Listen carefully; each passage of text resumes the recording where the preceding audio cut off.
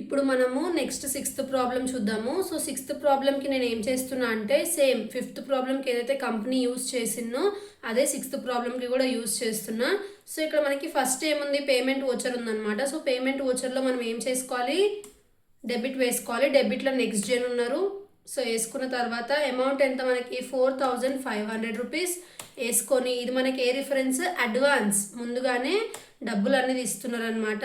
SRS/1922 bill number ఇది వేసుకొని డైరెక్ట్గా సేవ్ చేసుకోండి. నెక్స్ట్ క్రెడిట్లో ఏమొస్తుంది, బ్యాంక్ వస్తుంది. పేమెంట్ కదా, అడ్వాన్స్ ఇచ్చినారు. తర్వాత పర్చేజ్ ఓచర్కి వెళ్ళండి. ఎందుకు పర్చేజ్ ఓచర్, అడ్వాన్స్ ఇచ్చిన తర్వాత పర్చేస్ చేస్తున్నాం. సో పర్చేస్ చేసేటప్పుడు ఏమొస్తుంది, F9 కంట్రోల్ హెచ్లోకి వెళ్ళండి. ఇక్కడ యాజ్ ఓచర్ తీసుకోండి. ఫస్ట్ క్రెడిట్ ఉంది, క్రెడిట్లో ఎవరు ఉన్నారు మనకి, నెక్స్ట్ జెన్ హార్డ్వేర్ ఉన్నారు. అమౌంట్ ఎంత మనకి 4500 రూపీస్ ఉంది. సేమ్ మనం ఎంతైతే అడ్వాన్స్ ఇచ్చినామో అదే కదా. సో ఇక్కడ రిఫరెన్స్లోకి వెళ్ళాలి, అగేన్స్ట్ రిఫరెన్స్లోకి వెళ్ళాలి.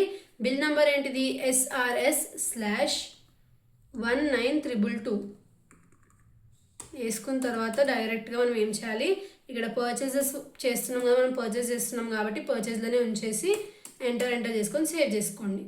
సో ఇదేం మళ్ళీ వెళ్ళి చెక్ చేసుకోవడానికి లేదు, ప్రాక్టీస్కి మాత్రమే. Advance, against, new reference, on account ఇవన్నీ అర్థమవుతాయి అని చెప్పి ఈ చిన్న చిన్న ఎంట్రీస్ ఉన్నాయన్నమాట. నెక్స్ట్ వీడియోలో మనం సెవెంత్ ప్రాబ్లం ఎలా చేయాలో చూద్దాము. Thanks for watching.